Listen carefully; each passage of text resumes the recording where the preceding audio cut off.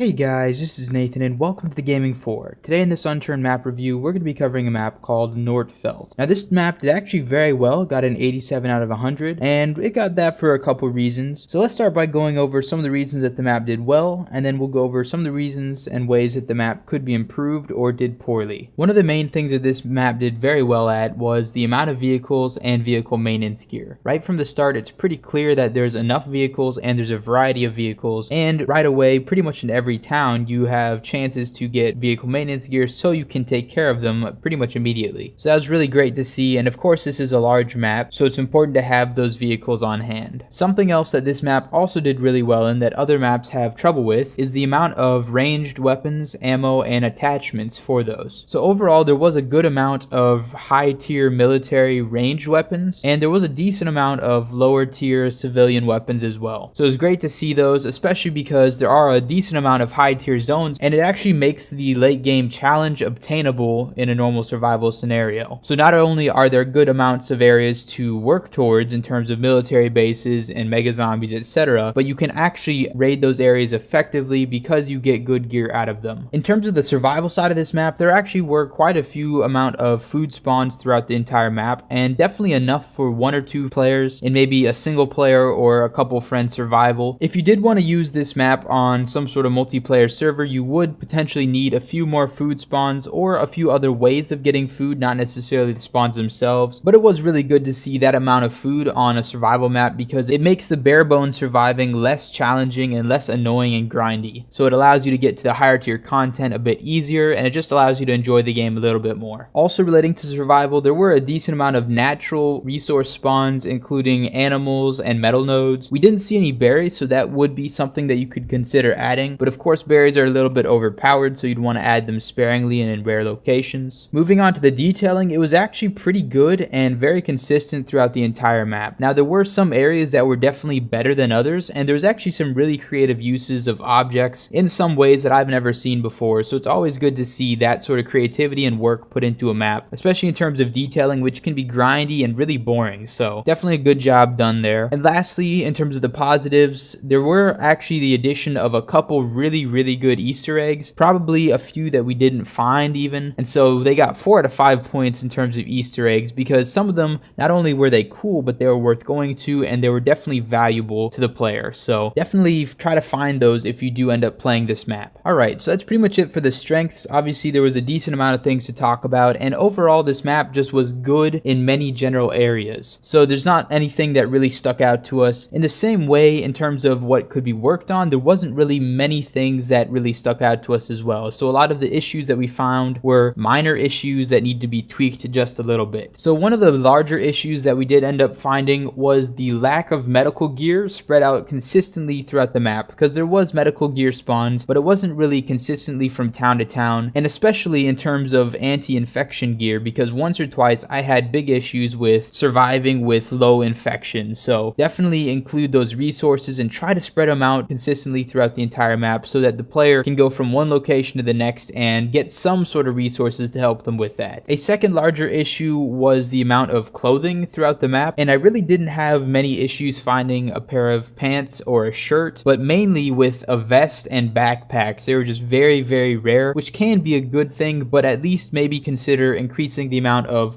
lower tier vests and backpacks that you can find as a survivor, because it really helps with the general storage, especially the backpack. Even a day pack or a rucksack can hold a ton of gear for the survivor, and it really makes raiding a lot easier. So moving on to some of the smaller issues, maybe things that are a bit more subjective. One of the things that we found that was a little bit frustrating was that the mega zombie was way too tanky. I ended up shooting him with probably 150 to 200 ranger rounds. Now there is a decent amount of ammo that you can find, but that's definitely way too much to be spending on one target. You might as well just skip over it in that case. And the drops from the mega zombie were pretty good, but for that amount of ammo you definitely expect something a little bit better. So maybe tweak that a little bit, just make the mega zombie a little bit less tanky, or maybe increase the value of the drops from the mega zombie. Either one would be a good solution to that issue. Also relating to something we mentioned before, I did mention that there was a good amount of guns and ammo, but mainly the higher tier guns and ammo there's a good amount of. So maybe consider adding a few more civilian range guns and ammo.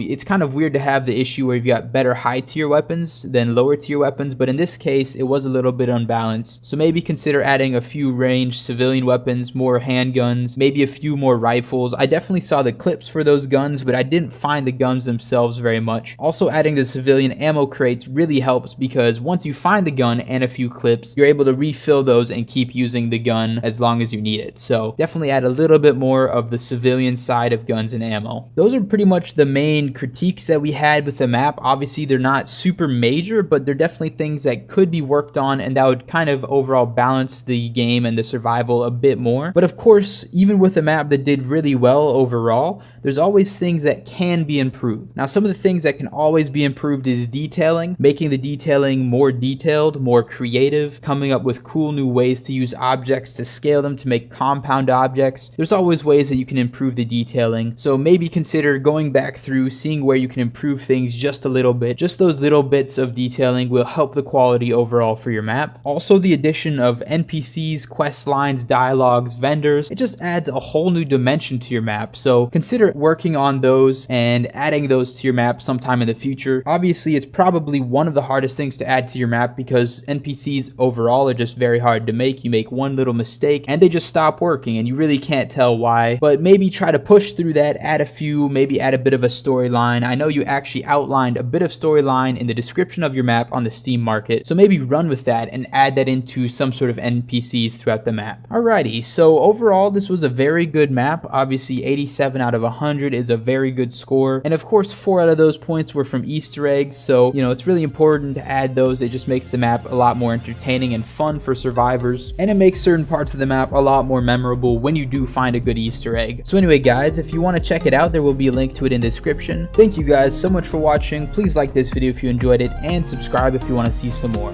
I will see you all later.